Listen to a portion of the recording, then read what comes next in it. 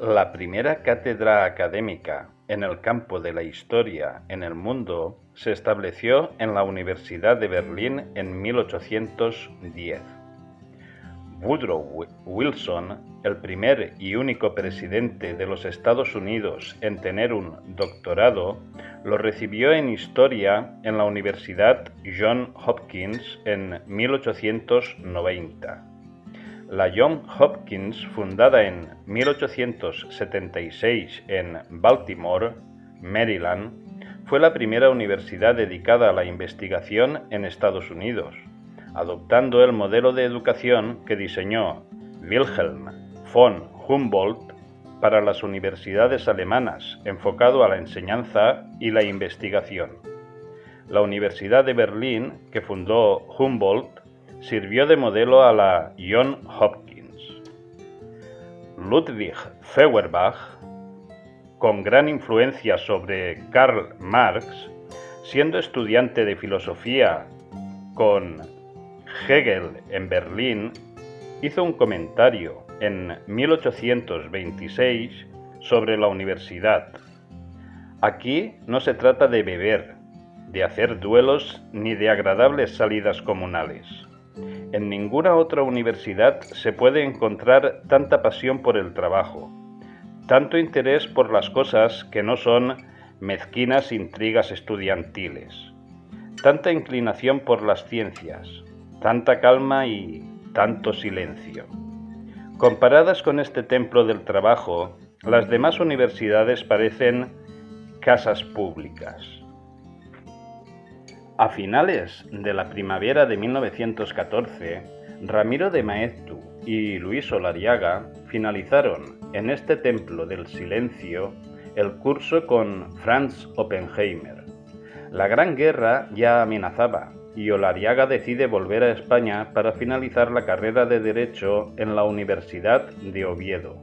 También viaja a Madrid y entra en el seminario del economista Flores de Lemus, donde Olariaga fue encargado de traducir, glosar y discutir la obra de Wesley C. Mitchell, Business Cycles, aparecida en 1913 y que tuvo una gran influencia en el pensamiento económico occidental. Mientras, Maeztu vuelve a Londres y al estallar la guerra, recorre los frentes de batalla aliados como corresponsal de prensa, vistiendo uniforme de oficial del ejército inglés.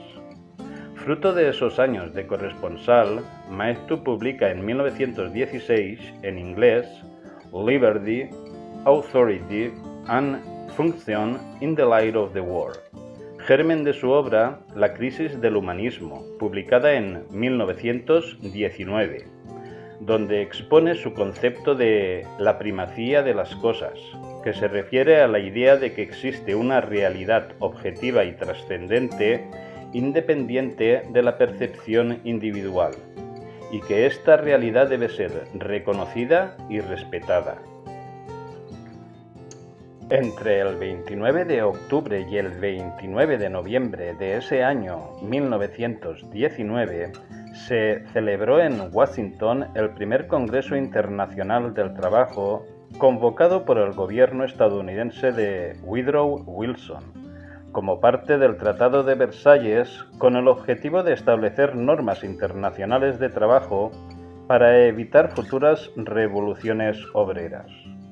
El Congreso se organizó como un gobierno tripartito con representantes de los gobiernos, de los trabajadores y de los empleadores, tomando como base la Asociación Internacional para la Protección Legal de los Trabajadores, fundada en Basilea en 1901, para establecer la constitución de la OIT, Organización Internacional del Trabajo, que establecerá su sede en Ginebra. Se aprobaron en el Congreso la jornada de 8 horas diarias en la industria o 48 horas semanales y se habló sobre la protección de la maternidad y una edad mínima para poder trabajar. La delegación de España estuvo formada por el vizconde de Eza, Luis de Marichalar, el socialista de UGT, Francisco Largo Caballero, elegido miembro del Consejo de Administración, donde colaboró estrechamente con el que fue elegido primer presidente de la OIT, el francés Albert Thomas, y el jurista Adolfo González Posada, catedrático de Derecho Político desde 1883.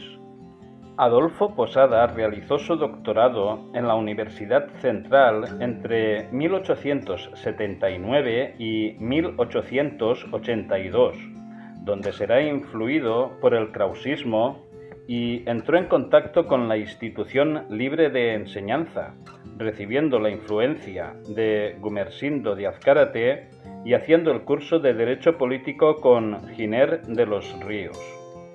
También acude a tertulias donde traba amistad con Leopoldo Alas Clarín, cuya muerte en 1901 le afectó profundamente, o con el periodista Mariano de Cavia.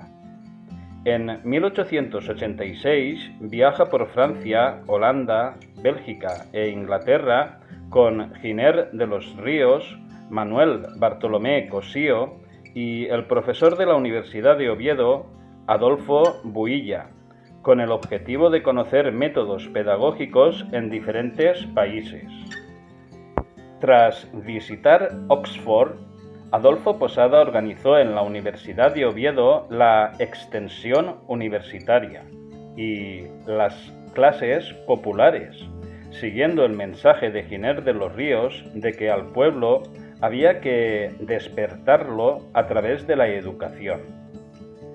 Posada en 1903 entra en el Instituto de Reformas Sociales, participando un año después en la elaboración de las primeras leyes en España sobre reformas sociales y entrando en contacto como asesor con los políticos de la época, Eduardo Dato, Antonio Maura, Juan de la Cierva y sobre todo José Canalejas.